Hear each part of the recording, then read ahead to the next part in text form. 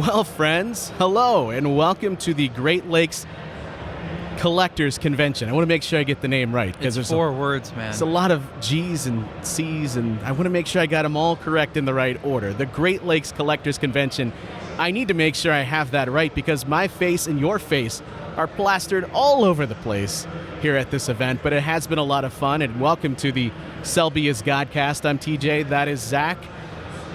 I've been promised surprises, and I don't know what's in store. This is not our typical show, and I am so here for it. Let's not build it up to be more than what it is. Well, my first question is, we have stacks of how many of our own cards? Oh, there has to be thousands in there, right? Do you want to hold them up? So there's this one and this one, as you can see, and we are... How many were you planning on autographing today? Did you let your hand rest beforehand, or what? What are we supposed to do with these? Do I go door to door in my neighborhood, leaving one at each house? Do I don't know. When people want a free beer at a ball game, do I instead try to entice them with a signed Zack Meisel GLCC card? And do you risk taking down the worth of the card that it's printed on just by putting your name on it? Like the time I let Ken Dorsey sign my Browns hat at training camp? Yeah. Or like the time that, was it Jason Kipnis made you sign something for somebody? There was a bat. I wish I remember what it was for. And the whole team signed it, and then Kipnis had me sign it. For what reason? I don't know. I just envision 20 years from now at an event like this, and we'll get into what we're doing here and all of that coming up in a second. Obviously, you guys know how we do this show. It's always by the seat of our pants. We're flying. 20 years from now, at an event like this, someone will be saying, I have this that's signed by whatever year that was. And they'll be going through all the different autographs. People will be trying to figure out whose autograph this is. And they'll be looking at the team roster. They'll be looking at coaches. They'll be looking at people in the bullpen, everything to try to figure out who in the hell you are. I think I have it's passed down from my dad. I think it's like a 1992 Cleveland Indians, and the whole team signed the ball. And I've gone through it before and tried to figure out whose signature is whose. Never did I think, is Sheldon Ocker on here? Probably. That's not Steve Olin. That's Sheldon Ocker. That's not Mike Hargrove. That's Jim Ingram's name. 20 years from now, the legend that is Zack Meisel will be on that piece of memorabilia. Well, we are having fun here. We've already got to do a little bit of a panel with our pal Gab Cruz, who you see at all Guardians games, and Slider came up and gave you a kiss, then gave me a kiss. I don't know how I feel about getting a kiss after you got a kiss, but whatever, it's fine. And he made a smooching noise. I didn't know there were sound effects. Yeah, can confirm he makes some sort of sound effects. A little weird. But yeah, I think the spirit of this is, I know for me it brings me back to childhood. And I used to go to these things all the time. Always collected cards, collected figurines and memorabilia, and I mean, my basement and my office are covered in it, and I can't get enough. And before I get out of here, I will certainly do a lap and try to see if anything catches my interest. But were you the same way? Oh yeah, events like this were fun. Now, I never felt like I was going to come away with anything great, but it was just seeing all of the stuff that people had collected. I occasionally will just take a trip through YouTube, and people have different channels where they just go through old memorabilia they have in a basement, or someone goes garage sale shopping all the time and they find these hidden gems. It's so cool to relive, certainly to see the memorabilia in the cards, but it takes you back to a time when you viewed the game a little bit differently than certainly we do now. Do you have a most treasured piece of memorabilia or card? Or you want to get into this right now? Yeah. Because it still hurts. Oh. Still painful. I think I've told this on the show before. It might have been several years ago, several thousand listeners ago. So this might be a new story. But it was 1996. Let me set the stage. I was at a Cleveland Indians game. In fact, one of the first games I ever attended. And the Indians were playing the New York Yankees. I took a pack of cards, different Indians players, different Yankee players, and I knew if you go down the visitor's line, you are more likely to get a visitor's autograph than you are home autograph, just because everybody is there to get an Indians autograph at the time. In fact, I'm still waiting for Jim Thome to return to the railing like he promised. Still not happening. And so I'm over there, I'm going through the pack of cards, and I see a reliever. I have that reliever. He's only been in the big leagues for a couple of years. He's a failed starter, but having some pretty good success in the Yankee bullpen right now. I flip through, I've got his rookie card. I hand it to Mariano Rivera. He signs it, hands it back to me. I now have a autographed Mariano Rivera rookie card. And where is that rookie card? I have no idea. No idea. When we were in New York a few years ago, they handed out it was the year he went into the Hall of Fame, like a miniature replica Hall of Fame plaque for him. The greatest thing about being a beat writer, I mean, you get all the giveaways, but even on the road, yes, you get the giveaways. So, I have a Julio Rodriguez bobblehead from this season that Mariners fans waited in line. I remember getting to the ballpark. There was a line wrapped around the stadium 2.5 hours before gates opened. Oh my goodness, suckers! but it's amazing. Just get into the media so you can. That was the long play there by you. Yeah, nice. I have a couple bookcases filled with just bobbleheads, and then shelves in my basement. And it's funny because one of the shelves is all Minnesota Twins bobbleheads, because we're just always in Minnesota when they have Max Kepler. I think there's a cool one of Torrey Hunter making a catch. So I think over the years, bobbleheads kind of became the thing. They're just the easiest thing to collect. You know you're going to get 4 a year from the Guardians, and maybe a couple. I have a couple Aaron Judge, Jedi Judge bobbleheads. He's holding a lightsaber. Wow. I don't know. You'd know more about that than I would. What, Jedi? Yeah. I would know a little bit more than about Jedi. I don't know anything about the combination. Why is Judge a Jedi? I don't know. Is there the Death Star? No, the Evil Empire. Evil Empire? At least they're embracing it. Now, you know how that ends at the end. The good guys win. Doesn't Luke Skywalker No, Kylo Ren dies. Well, that's the second time you spoiled it, so it kind of removes the... No, but I think I don't know. And I always think what do I do with all this stuff? Right? It would. Well, your son might appreciate it. Well, someday. So the problem is I had this man cave I was super proud of and had been adding to it for years and years. And then when my son was able to stand up, he could start grabbing things. So on one wall in the basement, there's 20 some Sports Illustrated covers framed.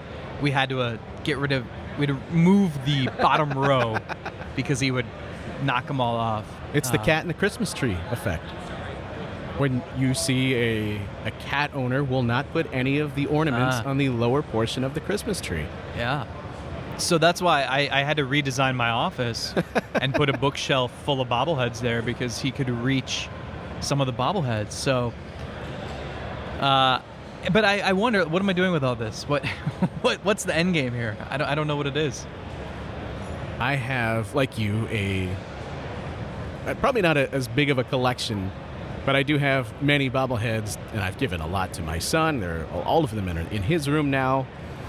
And I kept a few of the more throwback ones for me. I had a Joe Carter one that I thought was super cool.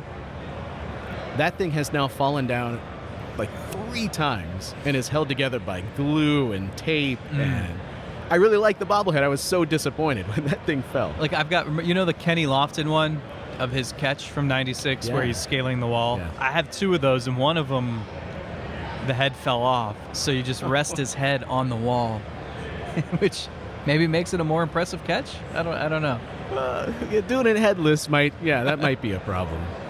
Kenny Roto's over here. You want an autograph? You want? Your number 1 Yeah, number one fan, of course. And this event has been a lot of fun. We certainly have a lot of local personalities here. We appreciate those that have already come up and said hi to us. Nick Wilson complimented my legs. Interesting. Should we demonstrate that for the YouTube audience? Nah. Did you do something special to him? No. No? It's summer in April. I mean, I had to wear shorts. Yeah, it's a little toasty outside, a little toasty in here. First pitch temperature in Detroit Monday is scheduled to be about 35. Now, what does that mean for the windows in the press box? Because I never know. Well, this is going to get dark quick, but that gentleman passed away a couple years ago. I'm sorry. But yes, there used to be quite the feud between Cleveland media and a stats guy for MLB who lived in Detroit and just would not allow the windows to be open on summer days. It'd be like, what, 90 degrees? And he'd be wearing a big winter coat. It was bizarre. So we would get there really early and open the windows as far as they could go. It was a full war. Yeah. It was a full war. And he would walk in. First thing he'd do is go shut them all back down. And then all of us collectively, and you know, it gets so stuffy in there. So when it's 85 degrees out, you're just melting. So for those that have managed to listen this deep into this podcast, this is clearly not our typical show. In fact, as we record this, I think the Guardians will be beginning their game against Washington very soon. So we're going to stay away from some of the particulars. We don't know when you'll be listening to this. This is just more of a chance to do some fun stuff, some different stuff. Environment that's a little different. There's a chance we reveal when Tanner Bybee's going to get called up later in the show. Interesting. But no promises. You'll have to stick around. That's called a tease, friends. Yeah. It'll be before or after you sign all of these stacks of your face. So we're talking about collectibles and memorabilia and some of our treasured items. And I think I had mentioned to you off air the other day that, and I've mentioned it on the show, but I have a stack of MLB Showdown cards, if you remember that fad. Oh, yeah. I think I was in like 7th or 8th grade. We'd sit in the back of the bus and just trade. And no one ever wanted to make trades. Everyone thought their own cards were the best. Of course. How is that any different than fantasy baseball or fantasy baseball? Speaking of which, did I win the World Series again? Should probably check that. Oh my gosh. Can you do that off air, please? I don't really want to see this celebration I can't remember if we had an off day. Did you bring champagne? This would be my 9th title in 10 seasons. Does it get old after a while? Yes. Hence, I didn't check to see if I won. No game yet. I think, so Showdown cards. So what was cool was, like, the really good players and the rarer ones were holographic. Like, those were, I vividly remember this Manny Ramirez one that I traded for. And then I think I mentioned, like, a Terry Shumpert, who was just such a innocuous player. But he had great ratings. I don't remember ever, I think I played the game itself only once. Most of my friends and I, we just wanted to collect the best cards. So I stuffed these fizzled out pretty quick. I put them in a safe. And I can't find it. You can't find the safe? I can't find the safe. Do you know for sure whether you brought it to your house I know now? for sure I had it when I lived downtown. I don't know why it wouldn't have made the trip with me. I know where it is. It's hanging out with my Mariano Rivera rookie card signed.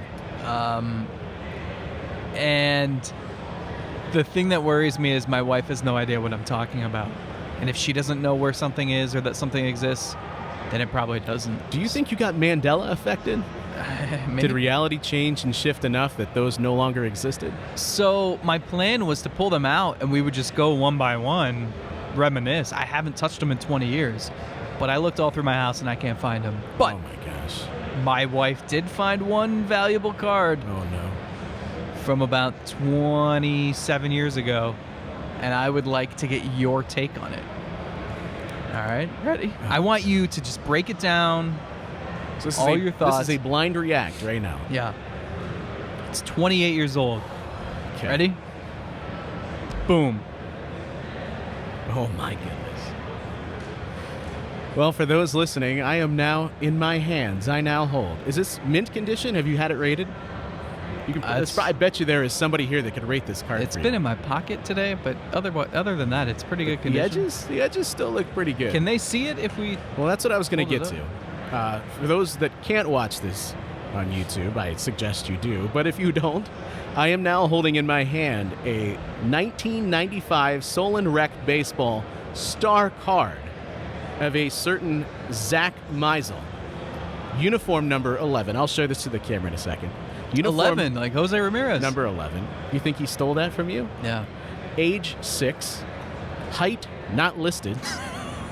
I was growing. Weight also not listed. I was growing. The team, the Minnesota Twins, you traitor. Jorge Polanco. Did you get hurt on this team just by being funny. a Twin? In the league, the Solon Rec baseball. Minnesota Twins. T-ball. All right, so talk about your experiences. I'm going to go show this to the camera. So I believe that was T-ball. It says age 6, but that's not accurate because I would have turned 6 at the very end of the summer, probably after the season. And that was the start of just a legendary rec baseball career that really didn't turn legendary until I coached. I coached 5 seasons of Pony League rec baseball and so on. We won 3 championships. Some things never change. But yeah, I mean, this was T-ball. And I want to know a couple things. Number 1, what do you think about the way I wore the hat? It's kind of propped up. Yeah. 2, how about can you evaluate the batting stance? That is reminiscent of Tony Batista. That's what I was thinking. Not quite as open as Tony Batista stance, but that's like post after the pitcher is into the motion, and then you're getting prepared. Any thoughts on the jersey being about 7 sizes too big? Well, let me take this in a little bit more. All right, so we're choking up on the bat. So this is already a kid that doesn't care about the newfangled way of playing baseball. We choke up on the bat here, kids. Well, those pitches coming off the tee were like 98. All right, so we're choked up on the bat. You really need to hit the weight room, I would say. Maybe that's why you didn't list your weight here. You were just so embarrassed. You need to get some meat on those bones. Yeah, the uniform, what is this, CC Sabathia School of Wearing a Jersey? The uniform is 7 sizes too big. Yeah, so, can you remember every team you were on in Little League? Like, I could go year by year. I don't remember the names of every. And I think that's just because that was I lived for that. Oh, yeah. I would probably remember it more if I was any good at all. But I remember individual years. I was so bad that I remember individual base hits and good games, basically. I've told you the story before, but I didn't start playing baseball until I was, I think, in 6th grade. I didn't really fall in love with baseball until the 1995 Cleveland Indians. And so I don't think I started playing until I was in 6th grade. So I was way behind everybody. And the first time, we're like in 6th or 7th game, and you got to play all the kids, right? Even the lousy ones like me, the coach is looking down the bench. So upset that I've got to come up to the plate. But I do, because it's in the rule book. Everybody's got to play. I finally smack a ball to center field. First line, it might have been my first contact, I don't know. I line a ball to center field. I am can you imagine the joy I felt as I see that ball leave the bat, and it's a liner to center field. Start running down to first base. My friend is on first base currently. He takes off for second base. A little bit more slowly than I would have preferred. My friend was then gunned down at second base by the center fielder. Fielder's choice? Fielder's choice. Can put that down in the book as the old-fashioned 8-5. Your best baseball memory was a fielder's choice.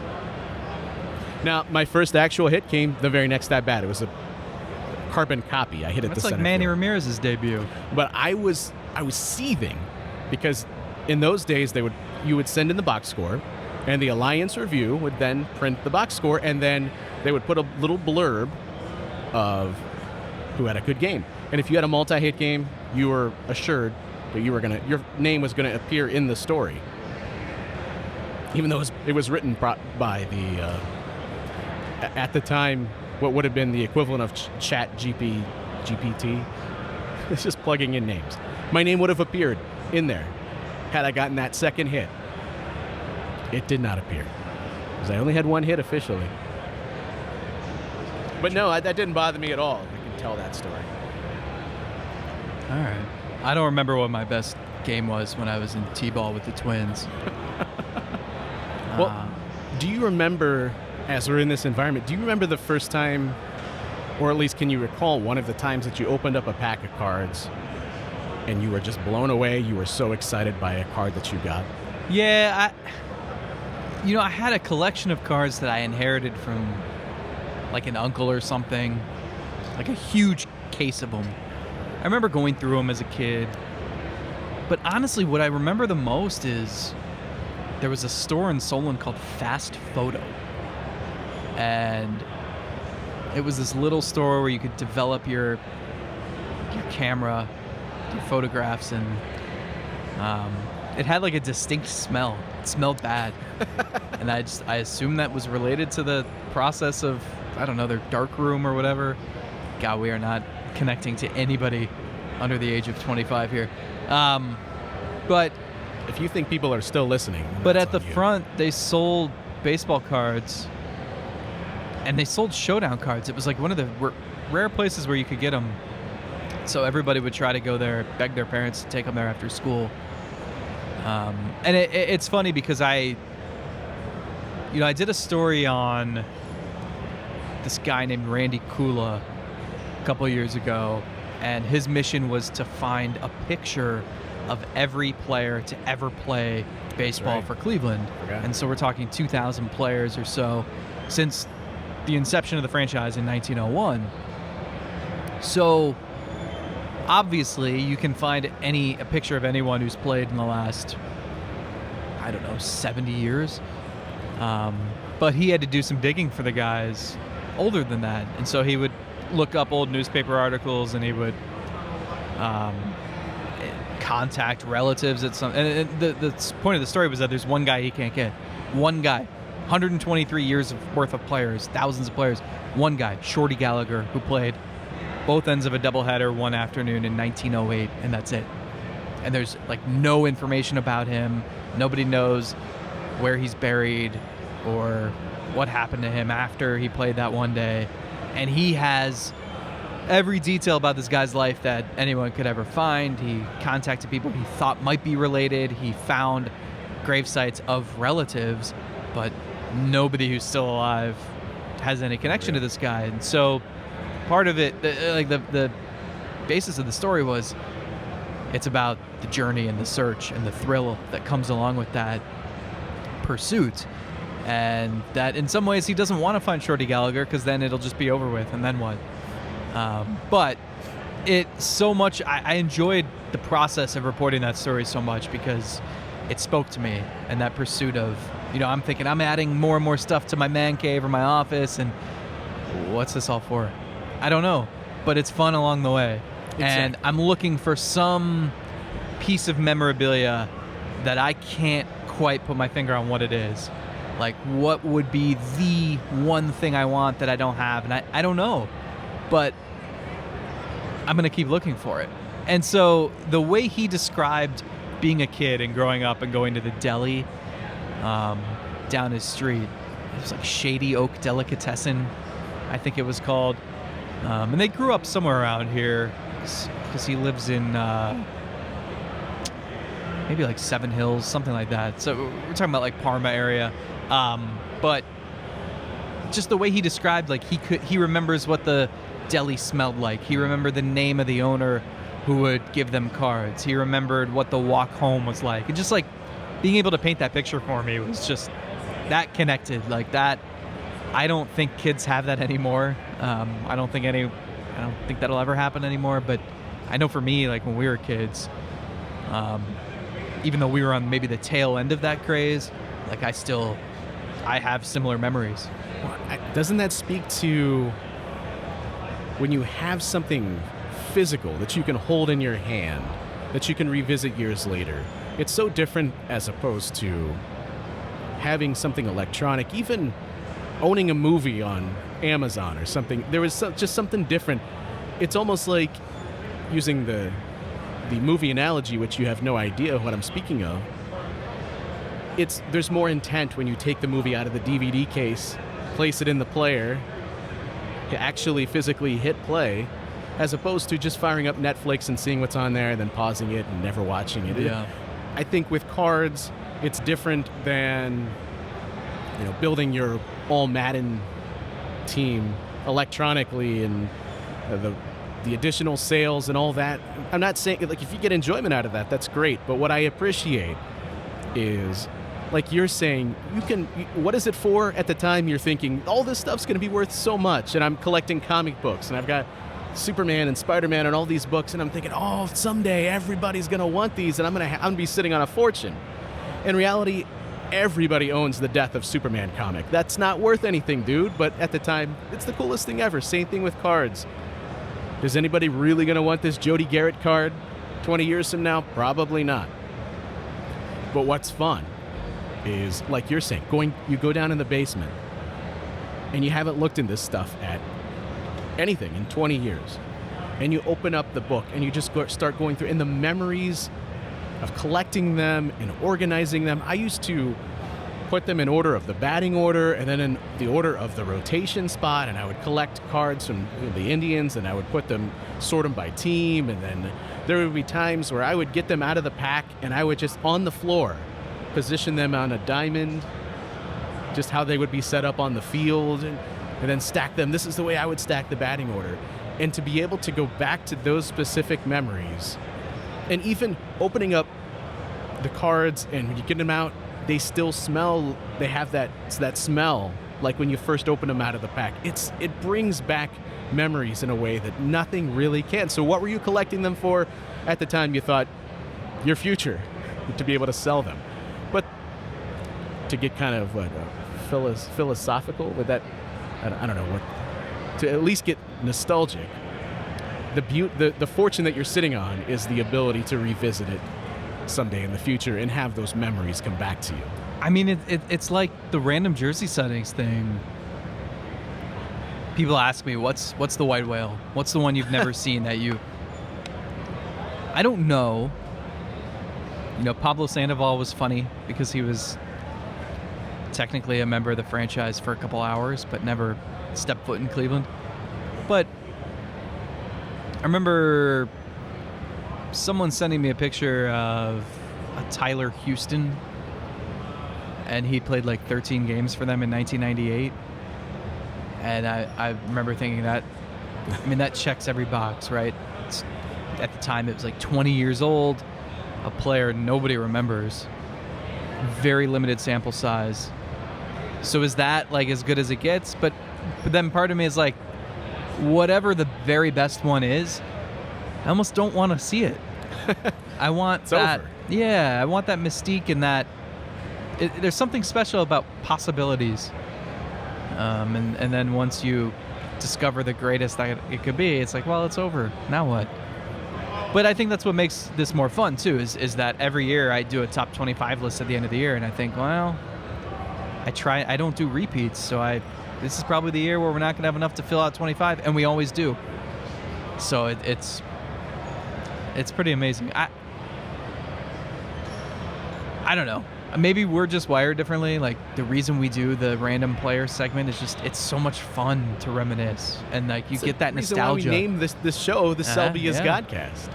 You get that nostalgia. I mean, I listen to nothing but like 90s and early 2000s music and Sirius XM stations just to give me nostalgia. And I was driving in here and they were doing a top 30 countdown from 1997, and I'm thinking like, oh, I remember listening to this song, and I can like physically place myself somewhere, and it's just, I don't know. The brain is a magical beast. Different sounds, different sights, different smells, they all transport you back. I can still remember what my kindergarten smelled like. And occasionally it's kind of weird. You catch like a whiff of something that sort of smells like it. What is that, asbestos? I don't know. But It takes you back to those memories. I asked you the favorite thing that you ever opened, and you got super excited about it. Not when you were going through McDonald's and swore that you had all of the pull-off tabs. The Monopoly pieces. Yeah. That was not exciting because you lied about that.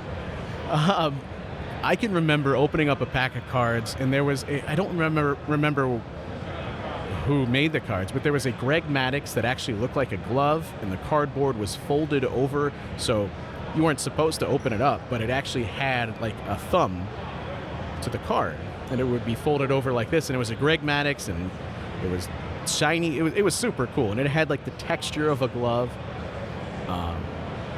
And I remember like looking at it. This thing's fantastic, and I looked it up, and it was worth at the time. You hear $75 at the time, you're thinking, "Oh my goodness, I'm gonna be rich." Think of all the pogs I can get with $75. And of course, over time, it's not worth hardly anything anymore. But when someone would ask, "What's your favorite card?" and you would go, "Oh, it's easily this one," and you'd pull it out, and you were so proud of the collection. And as you said, you'd go to do trades. Nobody evaluates their cards the right way, either because you're trying to sell your cards up so you can get somebody's great cards, or because you have the memories attached to them. It means more to you. Yeah. Remember those starting lineup figurines?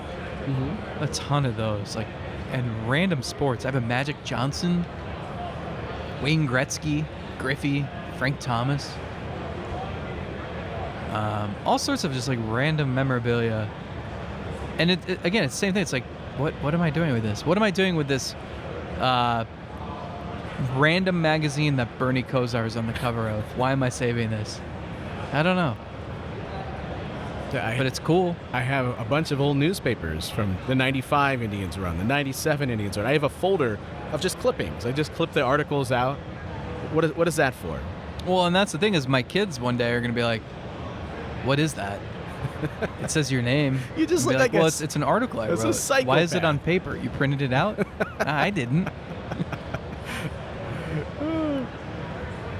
That's true. I'm already having those conversations, by the way, with my son.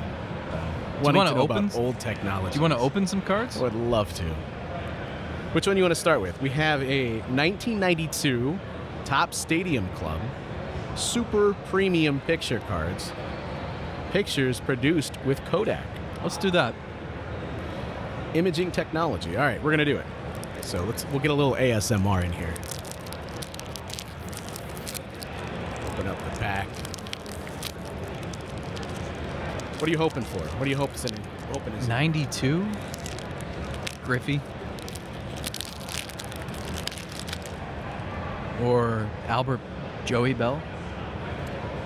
We've got John Farrell. Okay. These actually are really nice cards. Kirk Gibson. Wow. In a Pirates uniform. I don't believe what I just... Wait, what? Wait, hold on. These cards, they're stuck together.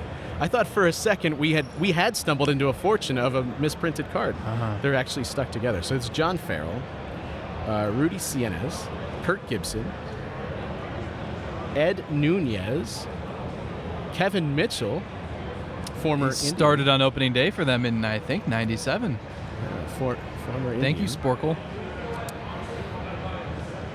Jeff Manto, ladies and gentlemen. Oh, boy. Jeff Manto. That's going in the Hall of Fame for the show. Next right there. to you and me.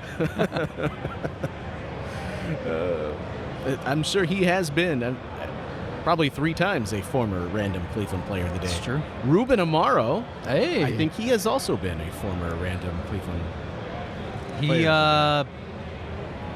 He scored a run in he was the base runner who scored before Kenny Lofton in Game 6 in 95?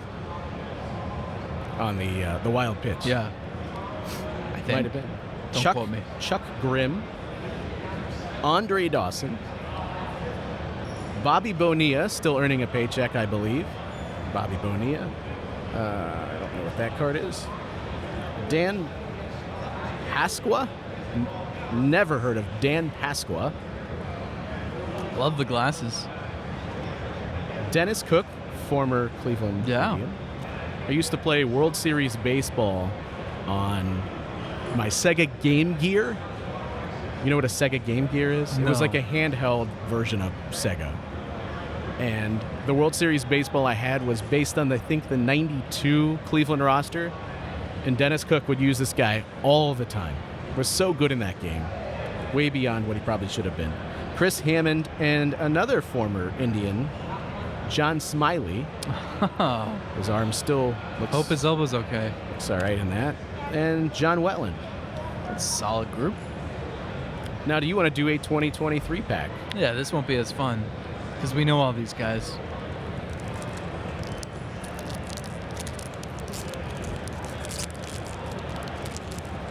Excited.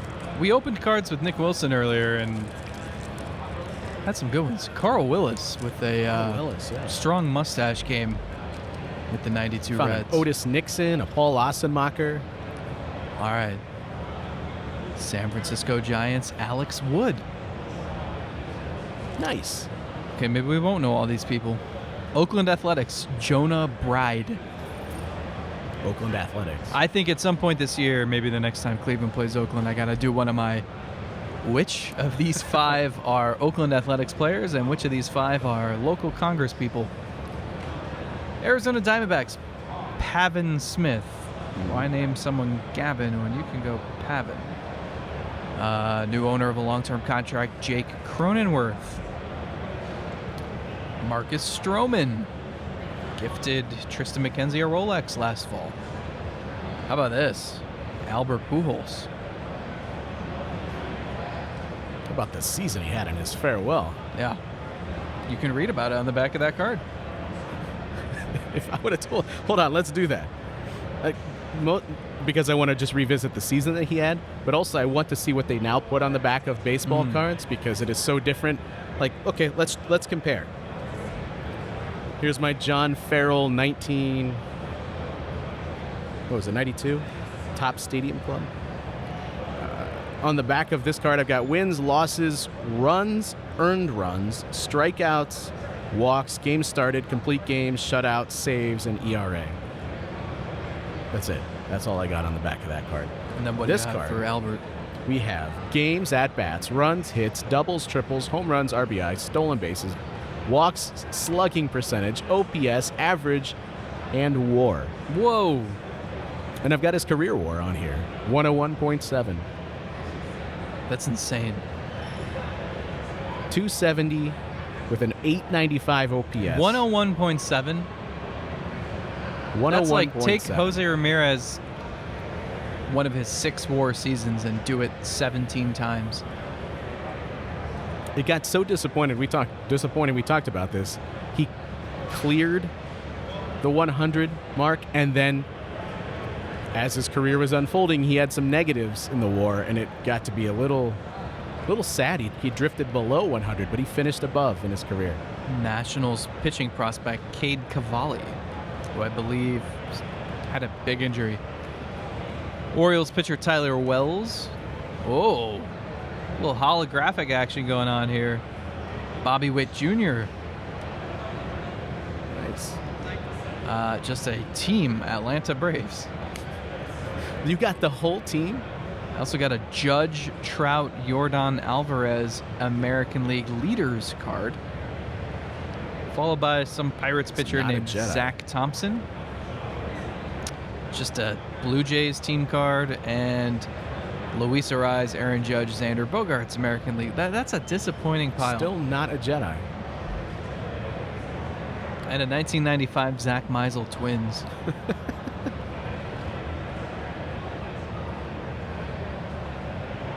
Huh. I know you said there is no white whale, but just as we walk around here, when we're down here in Independence, what do you want to see? What's something that would just make you lose it? Yeah, I mean, I like cards. Cards don't really like. I'll take anything, but I'm looking for things that I can put on display that I think are cool. So I think they still do a big collectors convention at the IX Center every year. They used to. And I remember one year, Ryan Lewis and I went, and the prices were weird on autographed baseballs, which made me think twice about what I was purchasing. But like, I'll never forget, I got a Willie Mays signed ball. Same price as a Tyler Naquin signed ball. So I love autographed baseballs, but I also know that they're usually ridiculously expensive. If you go into any of those places in like malls and you want to buy like a Oscar Gonzalez signed ball, like it's probably going to be $200. They're just like stupid. So I don't know, bobbleheads, random old magazine covers, random signed picture by Chris Magruder, like anything like that. That's why I love. I'm not picky, but like you know it when you see it. At Guardians Fest is the best. Anything that's game used or was manufactured with the intent to be used. That we've talked about it before at the Hall of Fame. I'm not as concerned with going in and looking at all the names. I love to see the new stuff that they have on display from a game that just happened. And here's the jersey with the dirt still on it. That to me, that takes me back to childhood. It makes the game seem more real as opposed to, I mean, obviously you watch the game and everyone look at the time when you're younger, everyone looks like a giant hero, but it makes it so real when you can see that stuff up close and you're like, wow, I'm looking at a piece of baseball history. It's right there in front of me, as opposed to just a name on a plaque. That doesn't always do too much. That's why I love writing about the team archives. And every offseason, I tell Jeremy Fedor, the team historian, hey, at some point this winter, like I want to see some stuff and write about it. And yeah, I'm the same way. I think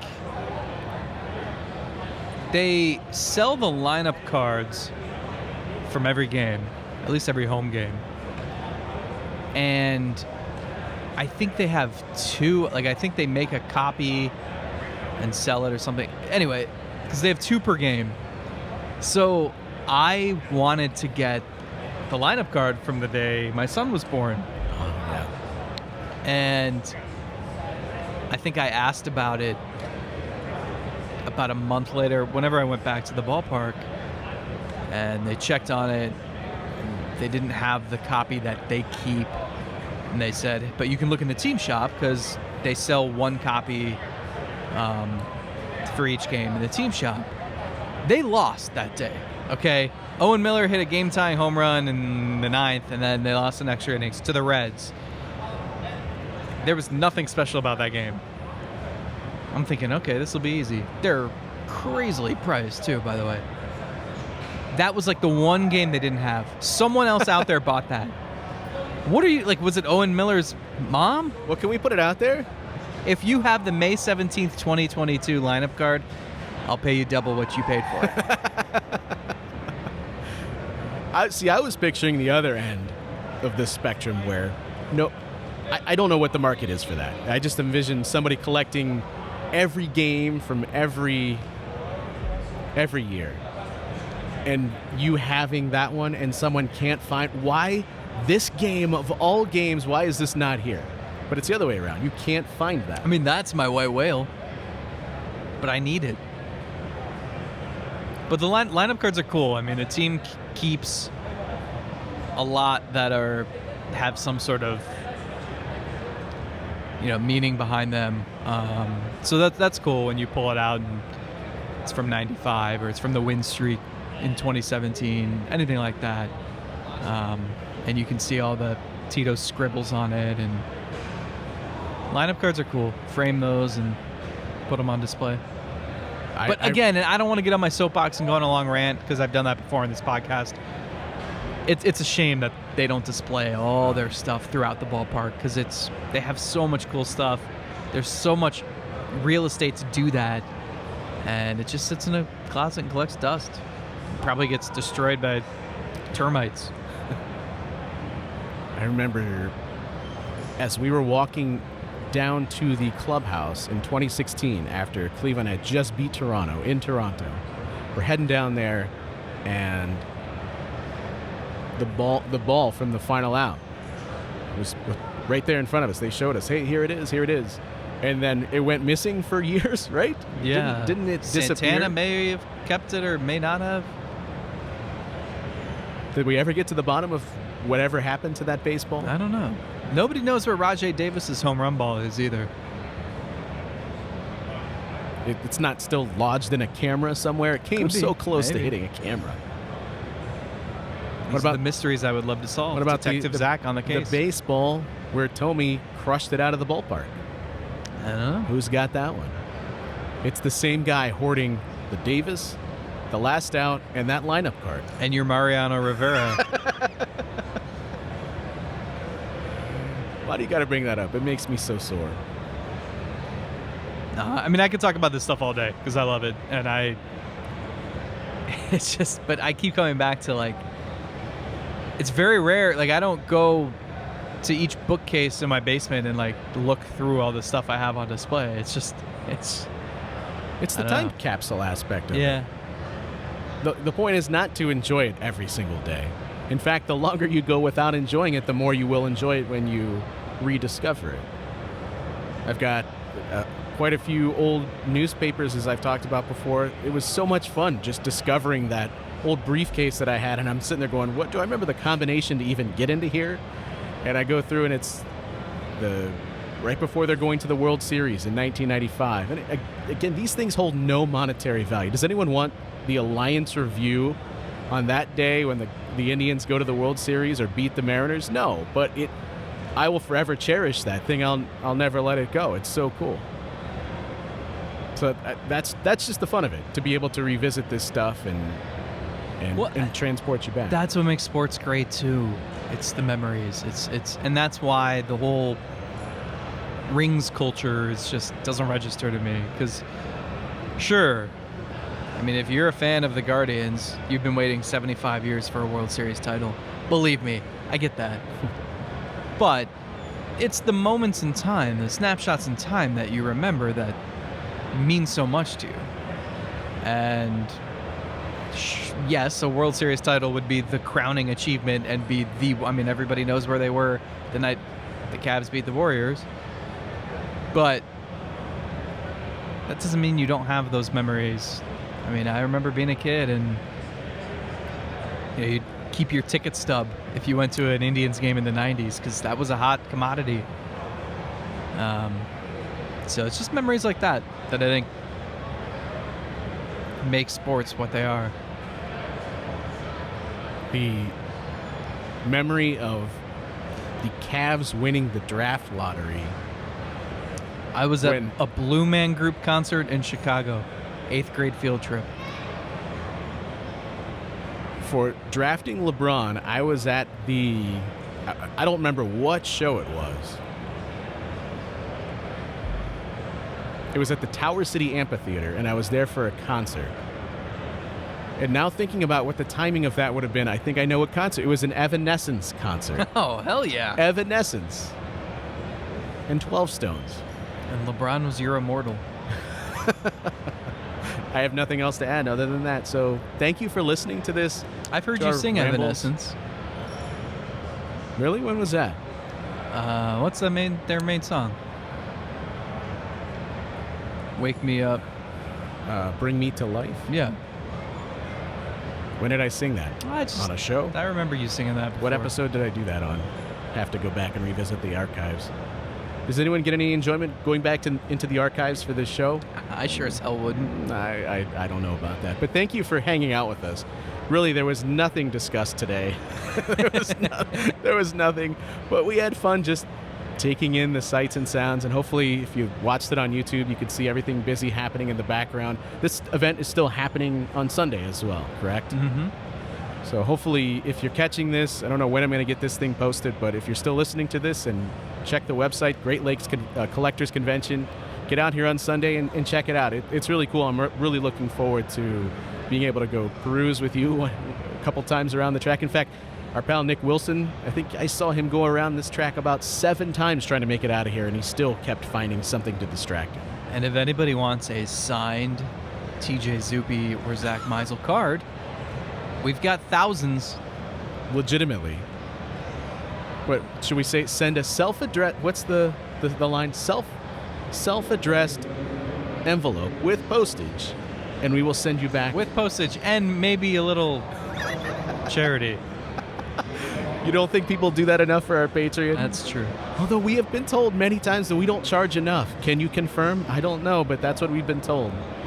In any case, we do thank you for listening to our ramblings today and us reminiscing about the good old days. And we'll be back later this week, of course, as always, at Patreon with more of our normal ramblings and things that we swear that we got right, like fixing Josh Bell, but I'll erase that if he has an O for today with 3 strikeouts.